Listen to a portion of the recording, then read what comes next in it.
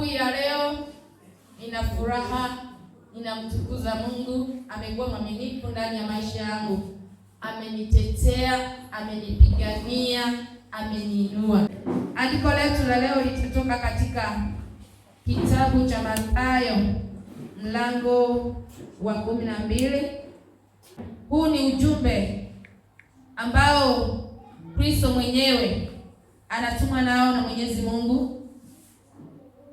Bwana anatuambia kwamba ni mtumishi wake, na anasema anamtuma,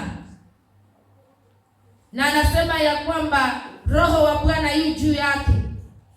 Kama vile tuliweza kuambiwa ya kwamba Yohana aliweza kumuundia mapito. Yohana akatuambia ya kwamba yeye anapatiza kwa maji, lakini yule atakaye kuja atapatiza kwa moto.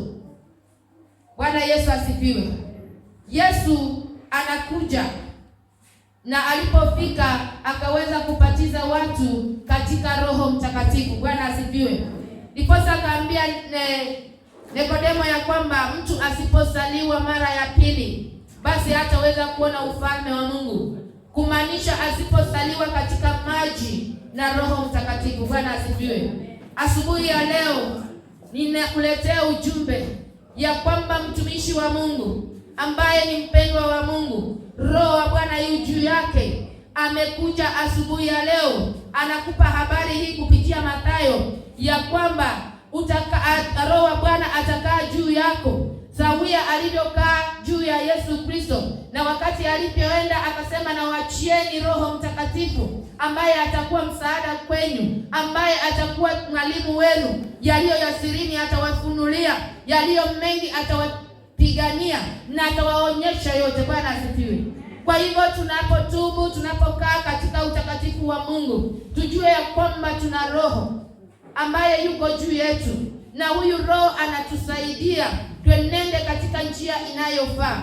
Huyu Roho anatusaidia tusitoke katika mwelekeo wa Mungu. Bwana asifiwe.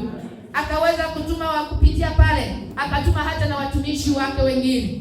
Tuko na watumishi wanaosimama ambao tunawaona kwa macho. Wengine huenda ikawa wakasema hana hili, lakini Roho wa Bwana akiwa juu yake ana uwepo, na anapokunenea ana ushindi, nawe utaweza kutakazika. Bwana asifiwe.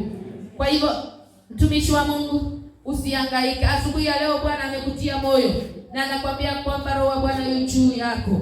Usitetemeke, usifadhaike, maana Bwana amesema amekupenda wewe, na wewe umependezwa sawia na yule mwanae aliyetuma. Kwa hivyo kupata kibali kufika mahali hapa, umechaguliwa na Mungu na umependezwa na Mungu, na Roho wa Mungu yu juu yako. Usifadhaike, tenda kazi ya Mungu kulingana na mapenzi ya Mungu, na Bwana atakuinua, atakutetea, na utaishi katika nyumbani mwake milele na milele, jinsi anavyotuambia katika Zaburi 15. Bwana wa amani akawabariki.